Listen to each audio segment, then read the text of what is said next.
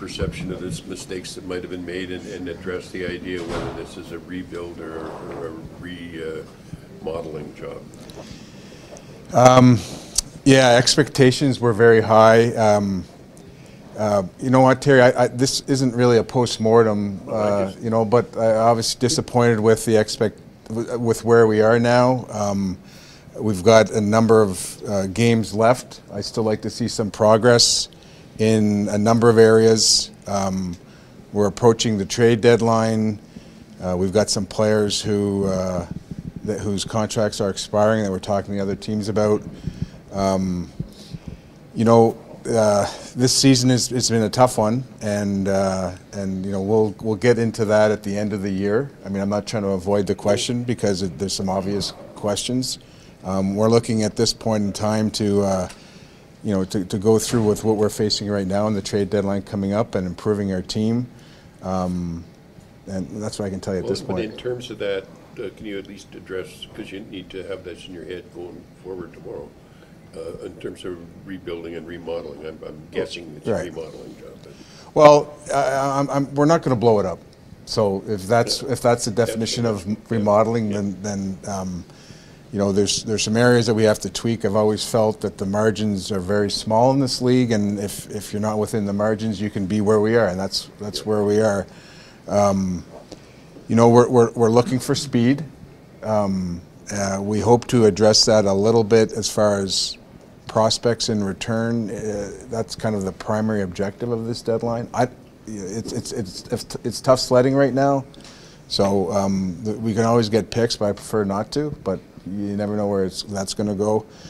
As far as hockey deals, we're looking at a couple. I don't know where they sit right now. There's some kind of larger action going on right now, and we're not in it. So, but so much happens in the course of 2, 3, 4 days. So we'll just be on top of it.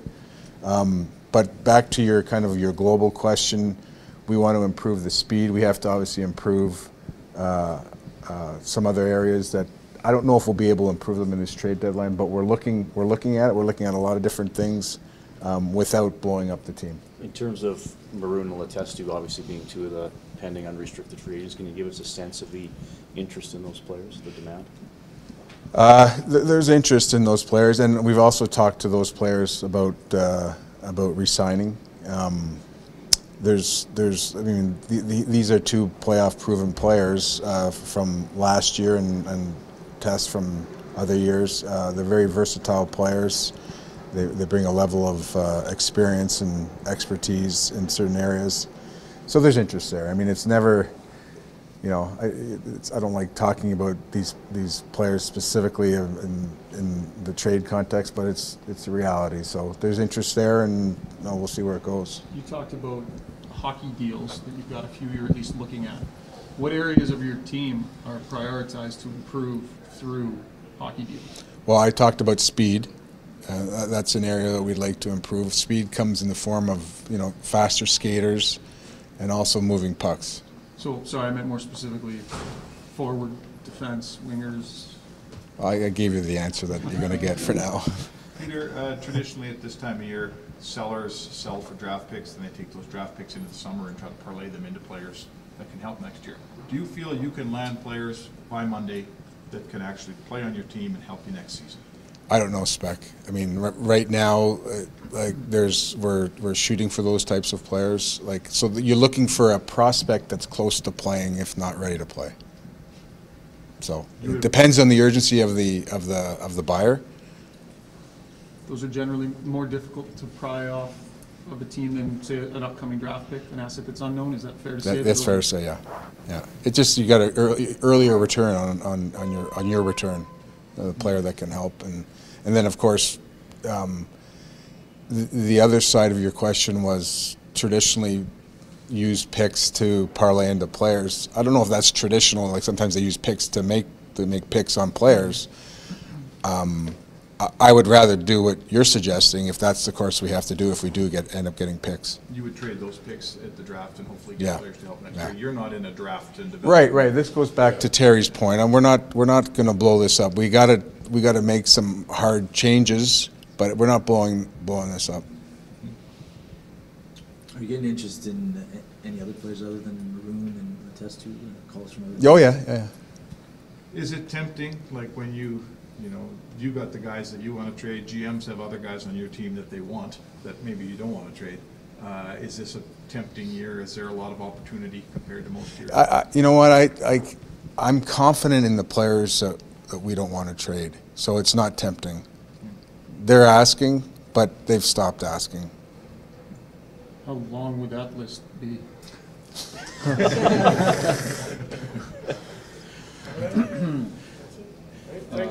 Peter, I just want to ask you. Well, one more here. About Team Canada, I know you had a part in the last team that played. Have you been following this team? And A little bit. I watched the third period this morning, and yeah, a little bit. What do you think? I mean, these guys aren't obviously the star NHLers or guys that are playing in the league, but for a team like that to get put together and to try and kind of win at that level, how difficult is that? It's hard. It's almost like a Spengler Cup team, right? So they're together for a short period of time, so that's a common thing. But you're pulling them off their teams in Europe, and it's hard. But the same applies to everyone else too. There are a lot of unanswered questions with players on your team. How do you want Todd to approach the final quarter of the season? Do you want him experimenting or plugging? Well, I think it's about, let's try and make some progress, whether it's the younger players, see where they can go with a little more ice time, whether it's, if the special teams they've been awful this year. Let's see if that can make some progress, and maybe mix and match some players in that regard. It's about having a solid 20 games and working on the areas, whether it's personnel or whether it's how they play, and that's how we would approach going into the final segment. And if you lighten the team by a couple of players, it isn't going great right now. Should people brace themselves for maybe a difficult final 20 games? I hope not, and I hope lighten the team like we're in Trading. So lighten the team right now we're where we're at. Yeah. So sometimes it goes the other way when you lighten the team. There was three centers down the middle between David and Draisaitl and Nugent Hopkins. You guys gave it a look at times this year. Do you feel that that's still an important model to have the option to maintain, or do you feel like maybe a two-line approach is an option as well? Like, where are you at with the three centers? I don't have a definitive answer to that, Ryan. Globally, I like the coach to have the ability to make those changes as the game goes, and that's kind of the approach we took into the year. Fiscally, from putting that amount of money into three centers, that doesn't mean Leon is not a winger, so I'm not suggesting trading any center. It probably doesn't make sense to have that amount of money in your centers. Is Nugent Hopkins an option on the wing? But do you guys know that? Do you have that answer? I don't have that answer, but he has played the wing. Okay? All right.